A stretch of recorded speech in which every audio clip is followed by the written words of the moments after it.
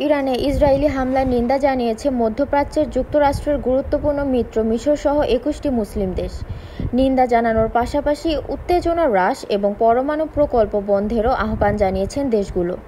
মঙ্গলবার মিশরের সরকারি বার্তা সংস্থা মেনা এর বরাতের এক প্রতিবেদনে এ তথ্য জানিয়েছে আন্তর্জাতিক সংবাদ মাধ্যম আল জাজিরা ও সিএনএন।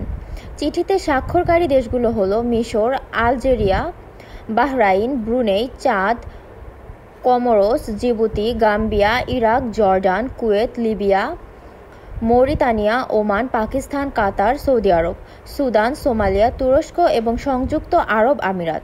দেশগুলোর পররাষ্ট্রমন্ত্রীরা ওই বিবৃতিতে মধ্যপ্রাচ্যে উত্তেজনা বৃদ্ধিতে গভীর উদ্বেগ প্রকাশ করেছেন।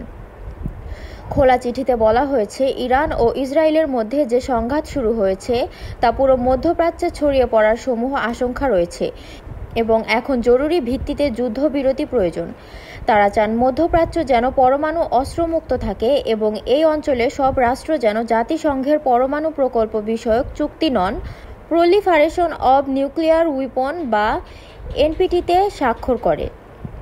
বিবৃতিতে দেশগুলোর পররাষ্ট্রমন্ত্রীরা রাষ্ট্রগুলোর সার্বভৌমত্ব ও ভৌগোলিক অখণ্ডতা এবং সদ্ভাবপূর্ণ প্রতিবেশী সম্পর্কের নীতিমালা সম্মান করার উপর গুরুত্বারোপ করেন। তারা সব পক্ষকে শান্তিপূর্ণ উপায়ে বিরোধ নিষ্পত্তির আহ্বান জানান। তারা আরও বলেন, মধ্যপ্রাচ্যকে পরমাণু অন্যান্য গণবিধ্বংসী অস্ত্রমুক্ত অঞ্চল হিসেবে গড়ে তোলা জরুরি।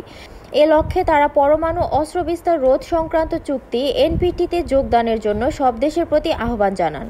উল্লেখ্য, ইসরায়েল এখনও এনপিটি চুক্তির সদস্য নয়। এই আন্তর্জাতিক চুক্তির মূল উদ্দেশ্য হল বিশ্বব্যাপী পরমাণু অস্ত্রের বিস্তার রোধ করা।